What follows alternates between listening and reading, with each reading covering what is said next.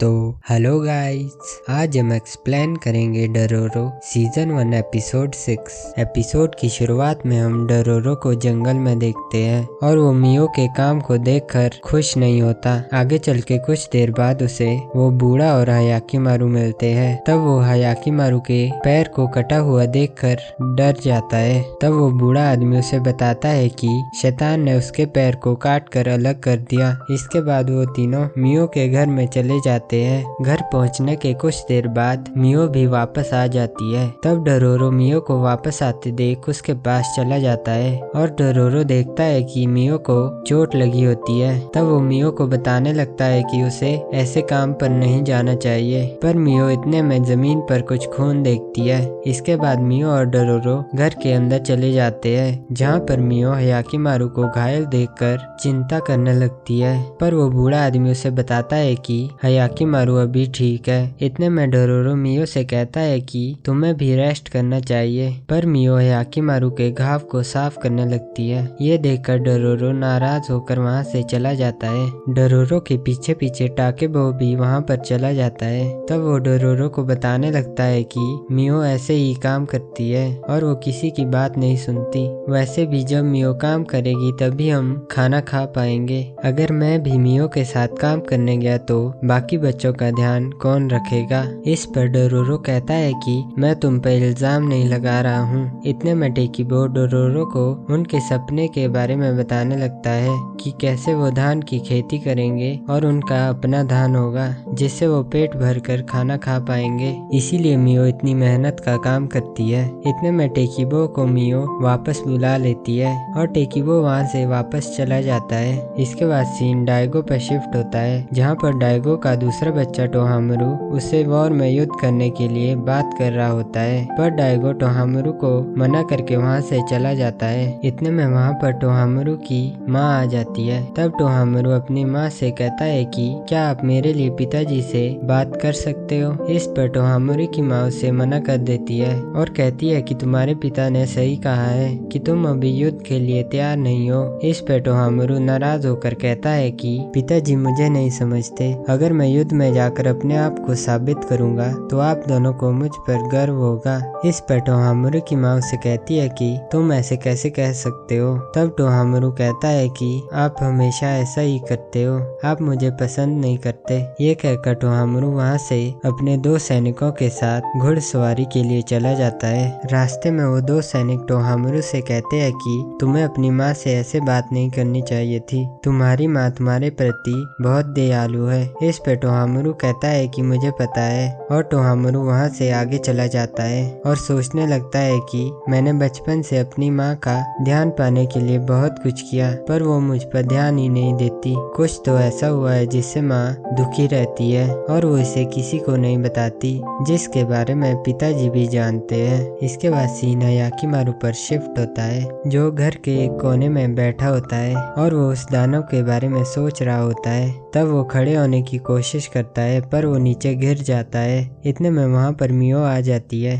जो उसे कहती है कि तुम्हें अपने आप को दर्द देने की जरूरत नहीं है, ऐसा करने से तुम्हारी हालत और भी खराब हो जाएगी। इसके बाद मियो हयाकीमारू को कहती है कि मैंने सुना है कि तुम्हारी आवाज वापस आ चुकी है, क्या तुम मुझे कुछ बोल कर सुनाओगे। इस पर हयाकीमारू कान पर हाथ रखकर मना कर देता है। तब मियो कहती है कि क्या तुम्हें अपनी आवाज बहुत तेज लगती है। तब मियो ठीक है कहकर हयाकीमारू से कहती है कि मुझे पता है कि तुम्हें मेरा गाना अच्छा लगता है, और वो हयाकीमारू को गाना गाकर सुनाने लगती है। इतने में वहाँ पर वो बूढ़ा आदमी आता है, जो हयाकीमारू और मियो को दूर से देखता है, और वो मियो के गाने के कारण हयाकीमारू की आत्मा को वापस सफेद होते हुए देखता है। इसके बाद वो बूढ़ा आदमी वहाँ से जाने लगता है। तब डरोरो उसे कहता है कि क्या तुम अभी यहाँ से जा रहे हो। जिस पर वो बूढ़ा आदमी हाँ करता है और वो डरोरो से कहता है कि पर एक बात अच्छी है कि यहाँ पर हयाकीमारू मियो के गाने से ठीक हो जाता है। जिस पर डरोरो पूछता है कि कैसे। तब वो बूढ़ा आदमी कहता है कि हयाकीमारू शैतान के कारण ऐसा बना है, अगर कुछ गलत हुआ तो हयाकीमारू बुरा भी बन सकता है। इसके बाद वो बूढ़ा आदमी वहाँ से चला जाता है। इसके बाद हमें मियो को दिखाया जाता है, जिसे हयाकीमारू घूर कर देख रहा होता है। तब वो हयाकीमारू से कहती है कि मैं जानती हूँ हूँ कि तुम लोगों की आत्मा को देख पाते हो, पर मैं नहीं चाहती कि तुम मेरी आत्मा देखो। इतने में हायाकिमारू मियो के गालों को अपने हाथों से छूता है, जिस पर मियो चुप हो जाती है। इसके बाद सीन डायगो के सैनिकों पे शिफ्ट होता है, जिनमें से प्रमुख सैनिक बाकी सैनिकों को बता रहा होता है कि डायगो बहुत गुस्से में है, और वो उन सैनिकों से कहता है कि अगर तुम्हें किसी पे भी शक हो कि वो स्काई के लिए छुप कर काम कर रहा है तो तुम उसे मार देना। इसके बाद सीन डरोरो पे शिफ्ट होता है, जो सीढ़ियों पर बैठा होता है। इतने में वहाँ पर मियो आती है। तब डरोरो मियो से कहता है कि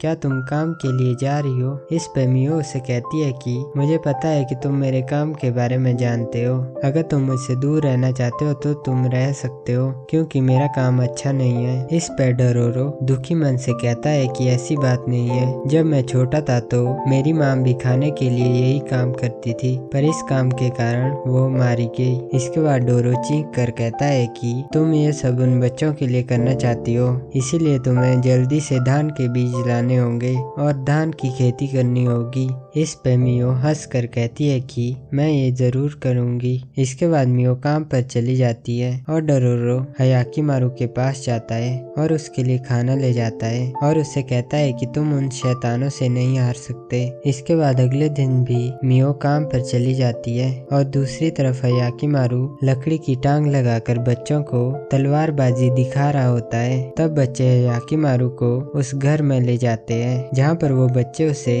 बहुत सारी तलवारें दिखाते हैं। और दूसरी तरफ मियो जंगल से जा रही होती है। तब हम देखते हैं कि कुछ सैनिकों ने मियो पर नजर रखी होती है। इसके बाद सीन उन बच्चों पर वापस शिफ्ट होता है और वो सब सोए होते हैं। इतने में डरोरो नींद से उठता है और वो देखता है कि वहाँ पर हायाकिमारू नहीं होता। इसके बाद हम हायाकिमारू को देखते हैं, जो उस शैतान के पास होता है और वो उस पर हमला कर देता है। और दूसरी तरफ मियो वापस घर को आ जाती है। तब डरोरो उसे बताता है कि हायाकिमारू वापस शैतान से लड़ने चला गया है। और हम देखते हैं कि मियो के पीछे कुछ सैनिक आए होते हैं और इसके बाद हम हायाकिमारू को उस शैतान से फाइट करते हुए देखते हैं। जैसे जैसे हायाकिमारू उस शैतान से फाइट कर रहा होता है, वहाँ पर बारिश होने लगती है और डोरोरो भी हायाकिमारू के पास जाने लगता है। इतने में वो शैतान हायाकिमारू के उसी पैर को वापस काटता है, पर हम देखते हैं कि हायाकिमारू ने उस पैर में भी एक तलवार छुपाई होती है,